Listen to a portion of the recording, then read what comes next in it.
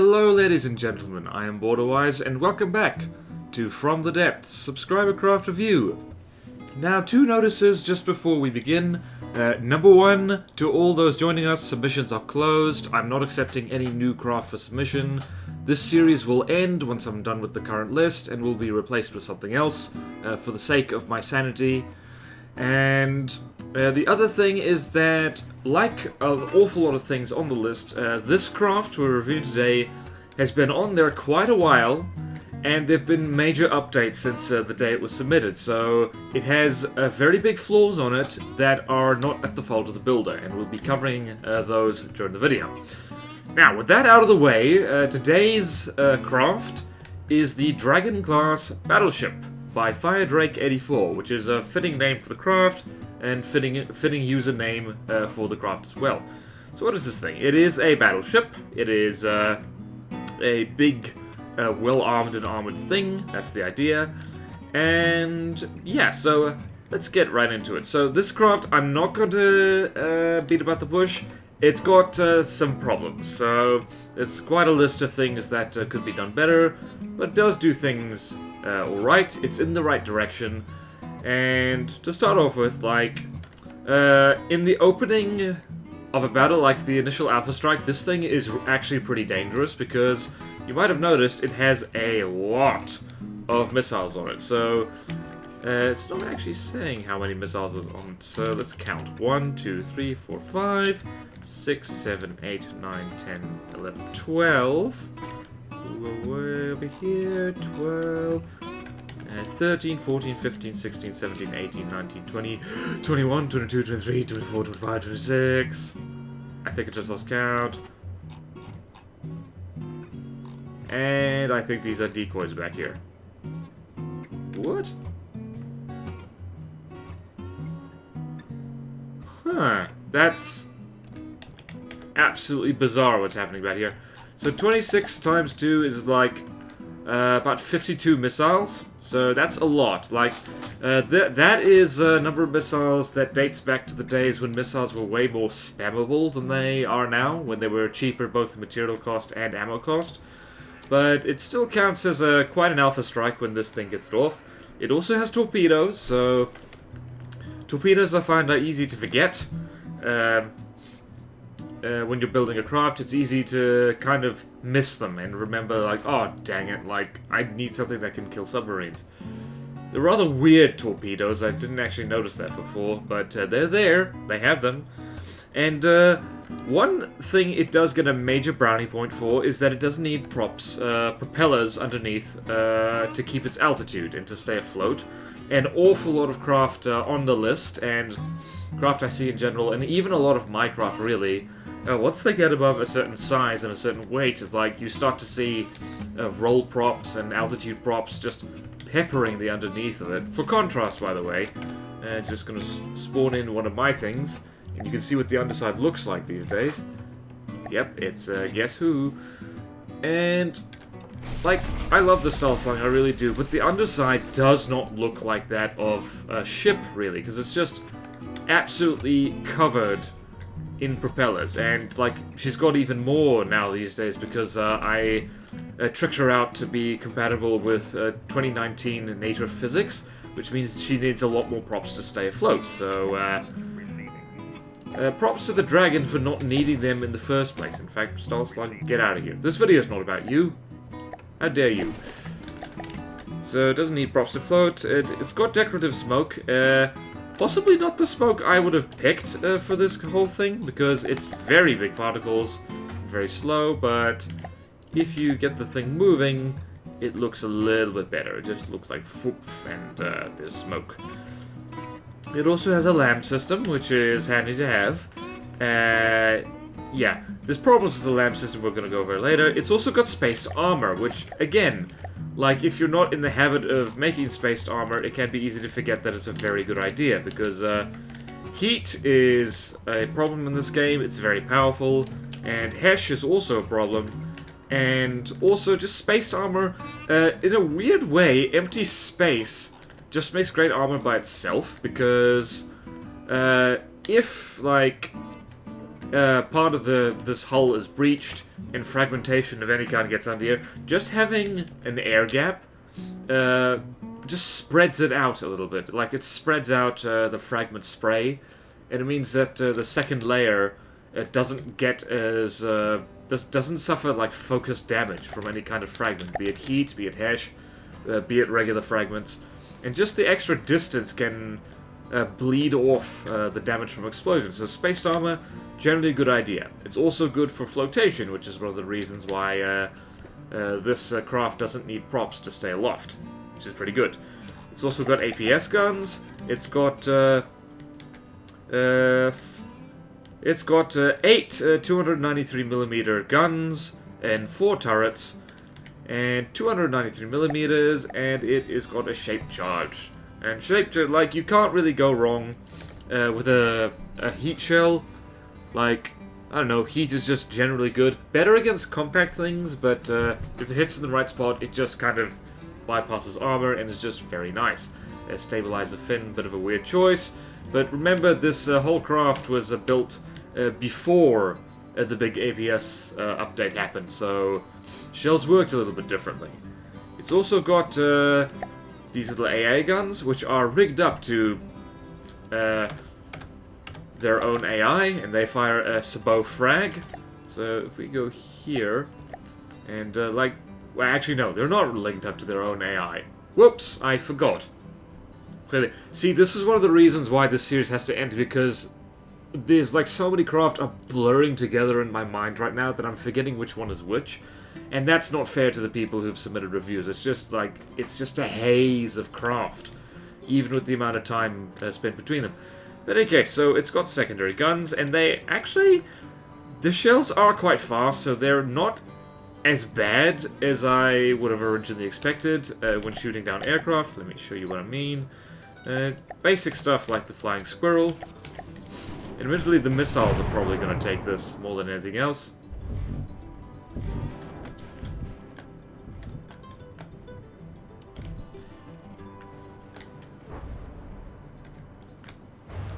But yeah, the missiles are actually the primary AA on this thing.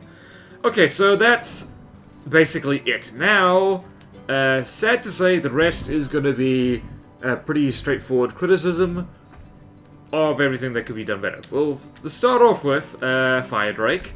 Mirror mode is annoying, I know, but one side of the craft is slightly different from the other side, and I've been there. Like, you'll see here, that's one that's it's shaped differently, and that's a mirror mode error. So here we've got what appears to be a triangle corner missing, and on the other side, we've got that triangle corner, but just the blocks around are a little bit different. So, yeah, it's like, that happens, and it's always good to double check mirror mode, because if you set it up on just slightly the wrong angle, like, see what I've done there, is, it's not dead center, which means that if I do anything on the side of the craft, it's just going to be one block out of place, and that is infuriating if you do that for like an hour and you suddenly just discover that, oh no, one side of your craft is just different. So, that's a problem. It's also got, now I mentioned before that we're going easy on the APS this time because this was built before the big APS update. That is not an excuse for the Tetris. This is very square, boxy Tetris, and you want to be as hexagonal or circular with your Tetris as you possibly can. And it is armored, so props there, but it is very square, and it is like, especially since these are autoloader only APS guns, which is actually better than it used to be, considering how the loading mechanics changed. But you don't need like pure autoloaders, because it's cheaper and more weight efficient to stick clips in, because the more clips you attach directly to an autoloader, it essentially can replace an extra autoloader just for less money and for less weight. So that's a thing. APS Tetris needs work. I believe the secondary guns are similar. Yeah, and there's this wasted space in them, which is not ideal. And it's not great. And The missiles also, there's no staggered fire on them. Like, you'll notice when we fire them, they all launch at once. Like that. And you might be thinking, well, that does have its advantages. Like, when you're up against a laser anti-munition defense, having a whole block of swarm missiles like that is actually good, because it means that the lambs, like, its fire is scattered between them, and more of them get through. But that is serious Sea-Whiz bait. So what I mean by that is, like, anti-munition guns. They will tear that straight through that, and I'll demonstrate that with a craft that has them, which is the Tier. So over here, the Tier doesn't have particularly good ones, I feel, but suitable enough. And yes, this is not a fight the dragon will win. So you'll see there, little Sea-Whiz. What are you doing? So you got through the lamps. What on earth? That was not a good example. That is bad Sea-Whiz.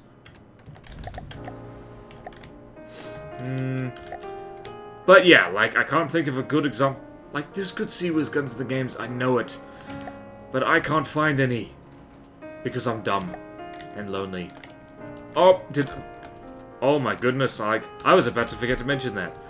Now, people have discussed with me back and forth upon the merits of transparent clips. Transparent clips for advanced cannons. It is true, they are lighter, and you can see how many shells are in them, but I still infinitely prefer the solid clips because they've got one extra armor, which makes quite a difference. They are heavier, but all APS components are pretty heavy anyway, and also they are less pressure on your CPU because they're not rendering individual shells inside the clip. So solid shells all the way, guys. Highly recommend. And I just spotted that I had a thing on my notes twice. That's no good. That is a bad thing. So the other thing is, like I mentioned, it has torpedoes, and they're, oh my goodness, yeah, this thing lists a little bit. So this is the price you pay if you don't use roll props. Be they ACB controlled, AI controlled, or PID controlled, is that you need to balance your ship pretty much perfectly, and this one isn't. It is just top heavy enough, especially this big lump of a superstructure right here, which is just solid metal. Just it tends to list from side to side a bit, so I'd recommend making the superstructure out of something lighter, out of alloy perhaps. And getting back to what I was originally going to say, so these are weird torpedoes. There's a lot of, like, it's mostly fragmentation, which is not great for torpedoes, because frag missiles and torpedoes, they tend to hit a craft in quite heavily armored bits. So the bit just below the waterline is usually got pretty decent armor, and fragmentation just isn't really very good against it. It's also underwater, and I believe, I'm not sure, but I do think that fragments do slightly less damage underwater. I might be wrong on that. But yeah, so 90-degree angle on all these things.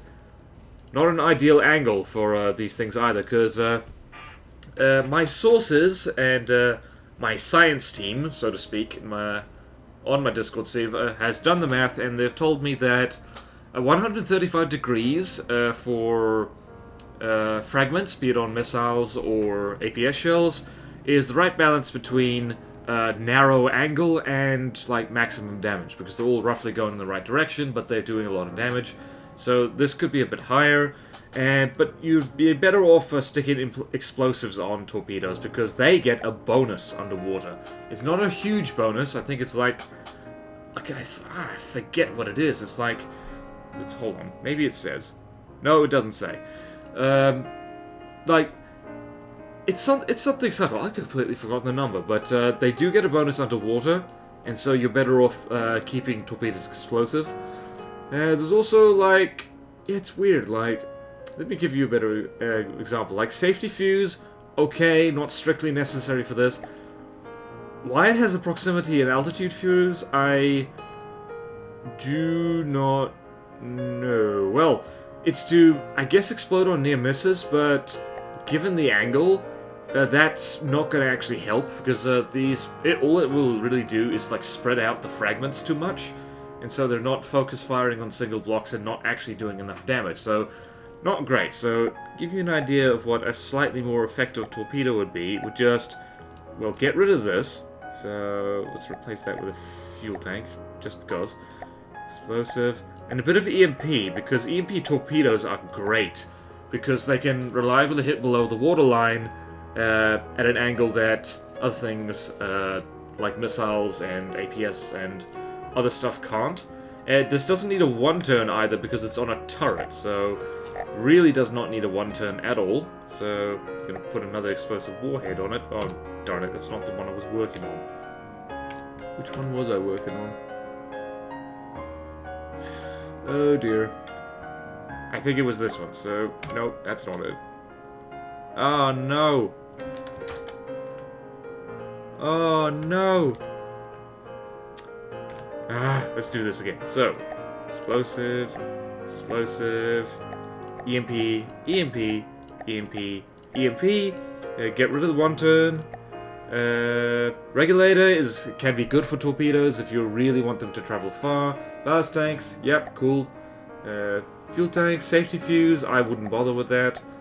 And fins at the back, because in fact, you can stick a fin at the front as well, that's helpful. EMP and explosive, stick the regulator over here. And now we can oh wow, it's at max thrust already. So this is something I believe is a slightly better torpedo. It also needs guidance of some kind, so at the very least, target protection guidance. This is, generally speaking, a better torpedo because it's got a better turn rate. It's, I think, like, it's got more concentrated firepower. 6,000 HE damage underwater is pretty good, 3,000 EMP. I recommend this. So, roll with this. Like, that will be better, trust me. Okay, it's also got a short broadside range, which is not a good idea. This is a common thing, which is why I always, like, scream to the heavens at people to combat test your craft regularly, even if it's not finished, because that'll help you spot things you wouldn't spot otherwise. Like, these are default broadside settings, and they are not good enough. The default broadside is genuinely terrible and just is not really good for anything, really. I can't think of a craft that really needs something like this, because none of my craft has something like this.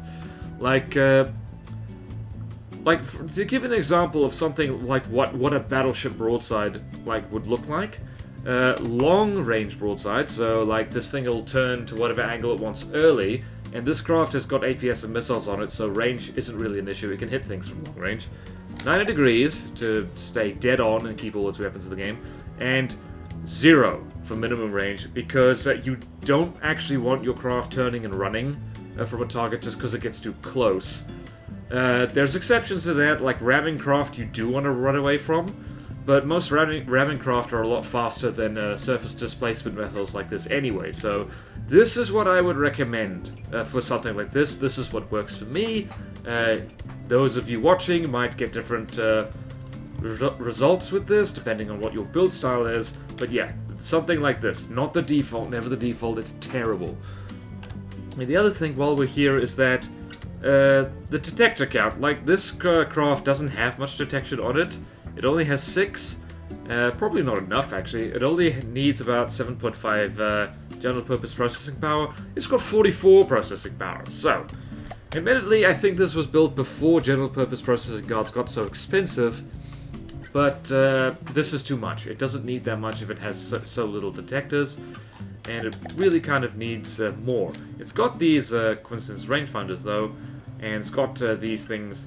Are they set? They're not set, so detection equipment is not auto-adjusted. That's a problem, means it's not aiming properly. Probably why it relies on missiles so much. And, like, generally speaking, like, because this is a pre-missile and APS update, it does not have enough ammo. 30,000 ammunition is definitely not enough for a ship that with so many missiles and with 4 main APS guns and, like, well, let's say 8 main APS guns and then 8 secondaries, like at 4 turrets respectively. So not enough ammo, And, like, it is also a repair monster. You'll notice that, like, on the decks, it has quite a few repair bots. And that's a problem in itself. Like, this is probably too many, like, mostly because, like, their repair bots are kind of a crutch. And I speak from bitter experience with repair bots, is that it's easy to rely on them too much. What the hell is going on? That is a repair bot, huh? Okay. For some reason I thought there was a Q menu on them, but there isn't. But anyway, like, they're an easy crutch when you're new to the game, simply because they make it seem like your craft is more durable than it actually is, simply because it repairs any damage it takes. They're not actually that good, because they cost a lot of money. It's generally better, and I've said this many times before, to have a craft that avoids damage in the first place. So, use your active defenses, use your missile countermeasures, use your lambs, and, like, armor up in a way that's clever. And, like aimpoint spoofing back in the day would have been a major part of this, but not anymore. There's a block missing right here, I just realized. Huh. That's unfortunate. So yeah, little details like that. So, yeah, just don't rely too much on repair bots. Like, I think having maybe one repair bot per 1,000 blocks on your craft is probably plenty. Like, even that's too much. This is like 13,000 blocks, just over it, and like 13 repair bots. It's like, yeah, this thing should be able to take damage better than that. So, getting onto the LAM system, speaking of active defense, there are way too many LAMS nodes. Far too many. Like, it's better to have a bigger laser system behind them, and only a few nodes, rather than just a lot of nodes, because they do basically nothing. So, if we do this, and we spawn in something like, what's something with a lot of crams on it. So, let's do the Kingstead, which is a big thing. Takes a while to load in. And at this range, the lambs actually can't hit anything. I think the Kingstead just hit itself as well. Oh dear, nope, we're not doing that.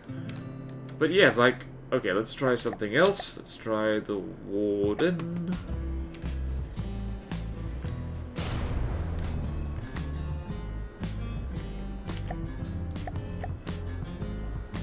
See that, because the lamp systems are also sunk into the deck in a way that I don't think they can actually hit things that are coming at it from the side. And you'll see they're not doing enough. They're not doing anything nearly enough.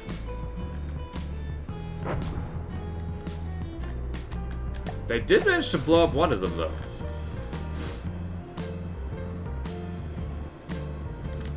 Will you be able to take this? I'm gonna go with nope and nope. So, not a well set up lamp system, I'm sorry to say. And it's not just the lamp's nodes.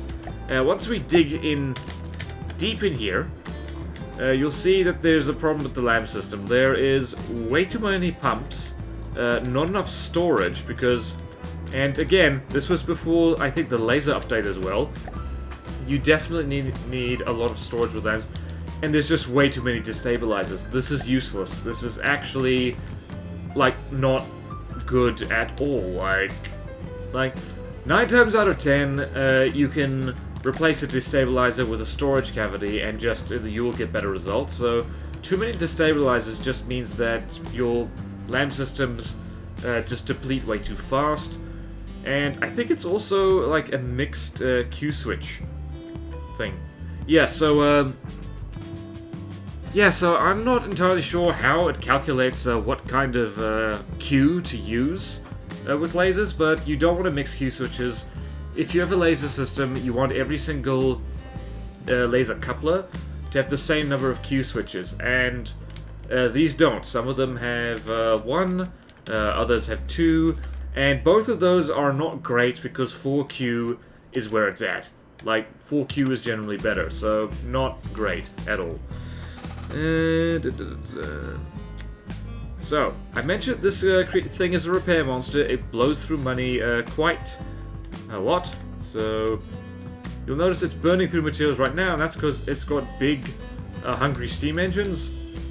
So, I've been meaning to make a steam tutorial for a while now, but I don't know, I can explain how to put things together, but I can't explain how to make them efficient. I am sorry about that.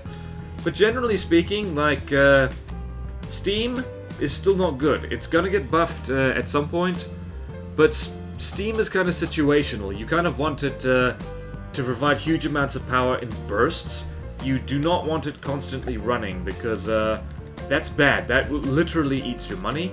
And what's this?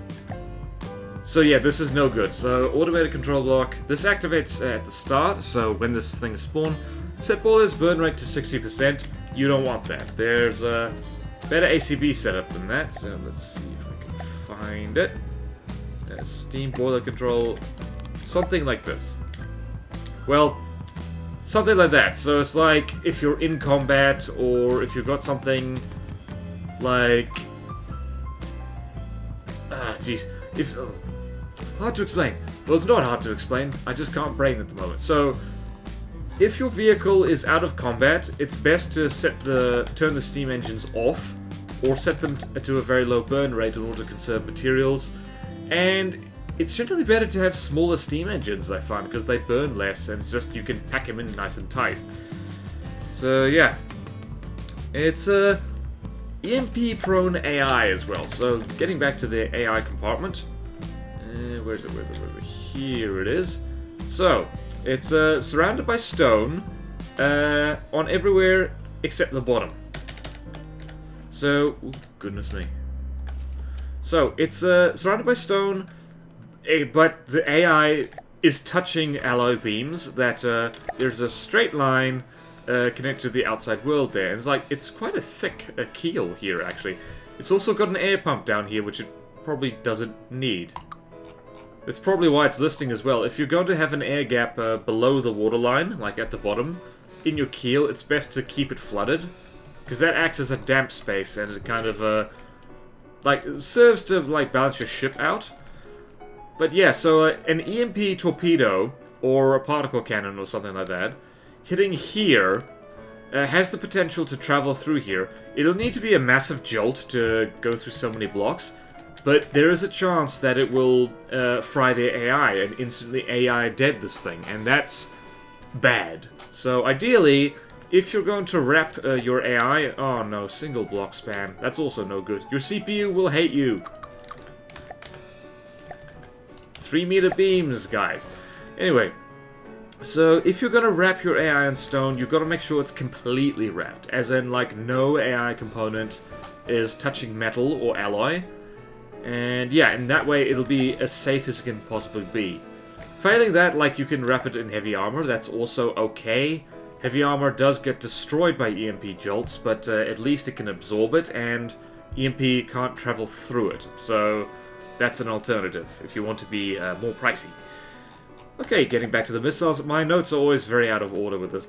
They lack guidance, so pretty much... like, it's not efficient. It works, like you would have noticed that the missile swarms took down those flying squirrels earlier, but you really do need either target protection guidance or APN guidance on a missile in order to make it properly useful.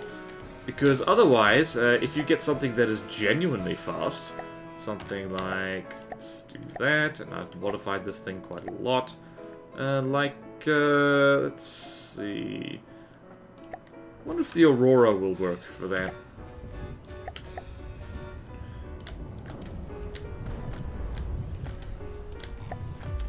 Nope, bad example.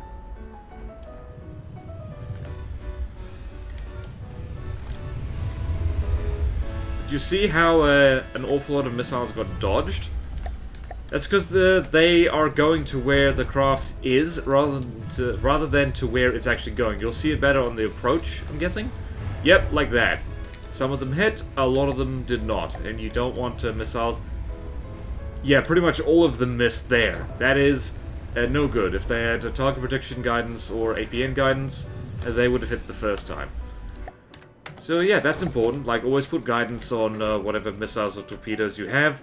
Like, it is generally better than leaving them off. There are occasions you want to leave them off, but they are few and far between and tend to be quite specific. Okay, so... It's also got no torpedo counselors. Torpedo counselors are very... Oh dear, yeah, lost a turret there. Look at all them little repair bots. Also, we're out of materials, well, looks of it. Well, no, we're not out of materials. We are running out of materials. Slowly but surely. Don't call me Shirley. Okay, so no torpedo counters. So if I spawn in something with, say, a lot of torpedoes, like something with a huge amount of torpedoes. I think the Spite has a lot of torpedoes. Quick, dive beneath the ocean, little dude. Oh dear, you did not die fast enough.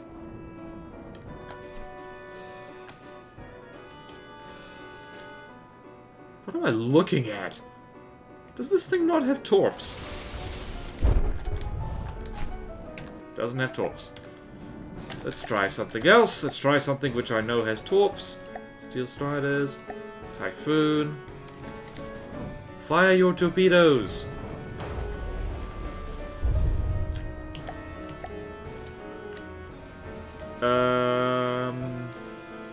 Why is nothing firing torpedoes? Screw it. Screw it! I will do this. I have to do everything myself. Axolotl, that was dumb. That was dumb. I'm sorry, I'm not braining very well. I only went to sleep at about 5:30 last night. It's a poor excuse, I know, but it's the only one I've got. So, yeah. Don't ask me why, it's just my brain. Sometimes is weird. So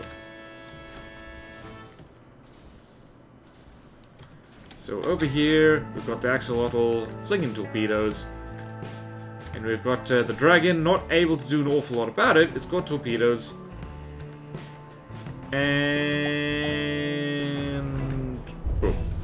There's nothing actually stopping torpedoes coming in and ruining it. Like, armor is not great torpedo defense, simply because eventually you do run out.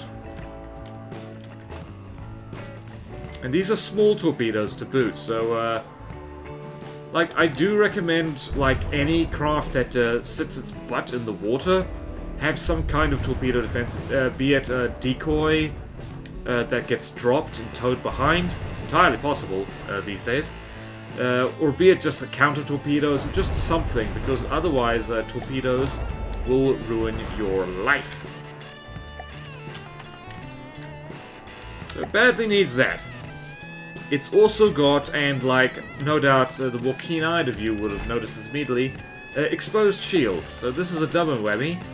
Shields are very delicate, and you don't want them exposed ever. They're also still pretty expensive. 200 materials for a single block is very pricey. You never want them being shot at directly. And also they're not very good these days, so honestly, shields are pretty optional. Like, you only stick them on if you've got spare engine power and spare budget, and, like, you have no idea what else to put. Also, with the shields, they've got a few inside the hull as well.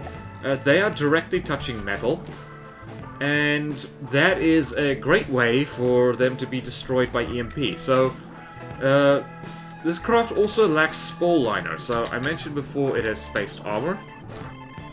There we go. So it's got little air gaps here, there, and everywhere. It's also got important components that are not fully enclosed. So there's an air gap, where is it? Here. But if a Hesh shell was to hit this only 1 meter thick layer of armor, it would spawn fragments capable of doing full damage to the metal beams behind it. Simply because, like, when Hesh fragments spawn, they have double... Their armor penetration value is twice that of the armor class of whatever block they spawn from. So metal has 15 armor, the Hesh spawn from metal has 30, they'll do full damage to these blocks here. Admittedly, this is stacked armor right here, so it won't take full damage. But still, spall liner is a good idea, which is usually wood, and it has a double function. I just realized, in that if you have a wooden spall liner, so something like... damn it. something like, damn it, like this.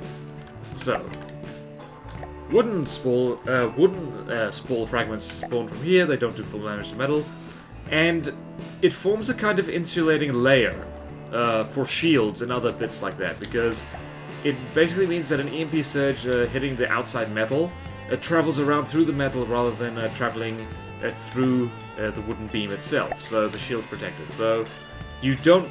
Shields are a bit like AI components in that you pretty much never want them directly touching alloy or metal unless you absolutely have to, because that just means that EMP can destroy them more easily. So, getting back to the APS, I'm going all over the place. Sorry for those of you who want to keep this logical. You pretty much never want to use Sabo heads or Sabo warheads with any kind of chemical shell or with frag, because the frags do so little damage. So if we replace this with solid warhead bodies, so solid, and we've just got the Sabo head. So this is a 100mm thing, or is it? I think it's 95mm. I can check this. Yeah, not okay. It's 90mm. So 90mm, like so. And fragments 5. Fragments do damage of 159 at this angle, which is 75, which is a little bit too low. So you replace this with solid warhead bodies, and watch what happens when I do this. So replace it with a hollow point. 3 more fragments, and they do almost twice as much damage. So the split second you put a Sabo anything, be it a head or a body, on a shell, fragment, frag warheads, HE warheads, EMP warheads, and flak warheads do basically half damage, so you never want to mix them. So if you still want a decent kinetic shell that has frag damage, something like this would probably do the trick. Or for AA, you'd probably want something like... where is it? So you want a fast head, so probably armor-piercing head, or... yep, something like this, and then timed fuse, you know, and 180, 180, 180, 180, and make sure that there is a laser targeter on the thing itself. So if you go here, there's actually room for it. Laser targeter, whoop, and boom. There, we've just made a better flak gun. So yes, like, just don't mix Sabo. I'm like, there's multiple ways to pronounce it, as it turns out, and they're all kind of equally valid. So, Sabo. I prefer to say it the French way. Sabo. Très bien, Sabo. I have a Sabo in my baguette. Okay, so I mentioned that. It's also got, this is a repair monster, this is a steam monster, it's also an ammo processor monster. So the upcoming campaign changes, that'll happen any day now, honest. This does have about as much ammo as you can actually tell a lie. No, it doesn't. It's could fit a lot more ammo in here. And come on, where are ya?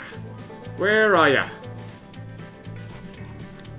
It's got a whole mob of Anno Domini, Year of our Lord, Nick Smart. Where is it? Ah, yeah, here. This is too many ammo processors.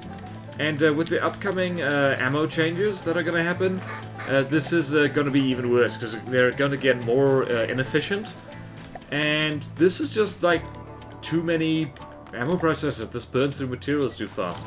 If I do this, and if I get you to fight something, so let's spawn in a something Marauder, and turn on God mode for the Marauder, and turn on God mode for... no, let's turn you off.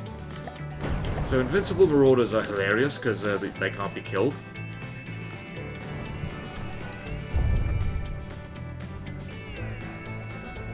Oh, there's the freaking... oh, it's salvaging stuff, right. But you can tell that it's ticking down. Yeah, it's ticking down quite fast on the material front right there. Just roughly, whoa, more than that actually. Whoop. True fact, Marauder is scariest ship in the game. But yeah, it's just like, generally this whole craft is just too material hungry, and efficiency is the name of the game. It's only really in the end game. Well, we'll have to wait and see with how the new campaign works, and maybe you'd be more likely to get away with a ship like this, but yeah, it's like, you want to be efficient because that saves you just so much materials in the long run. And that's basically it, really. So this craft has promise. It's going in the right direction. The basic layout, I feel, like, it ticks basically a lot of the basics. It's like, it's got a variety of weapon systems, it's got spaced armor, it's got all that stuff. It just kind of needs a lot of polishing and a lot of tweaking to get it up to date. And just needs to be, like, made safe, so to speak. Like, made secure, so the vulnerable bits are protected properly, and, like, the armor layout is tweaked so it does a better job protecting stuff. And just, yeah, just bits here, there, and everywhere, really. And also, like, the asymmetry and the occasional missing block as well. And, like, tidying up the inside so that pretty much everything that you want to protect is enclosed within its own citadel. Because otherwise, heat is gonna ruin your life, and so will Hersh, and so will a lot of things. So, that is the Dragon Class battleship. So, yeah. Thank you to FireDrake84 for submitting this craft. And sorry for being rough on it, but this craft is a bit rough around a lot of the edges. And thank you all so much for watching. Please like, comment, subscribe if you want to see more videos like this. Support me on Patreon if you like, it really helps. Thank you to that. Thank you to all my current Patreon supporters. And I will see you next time in From the Depths subscriber craft review. Farewell.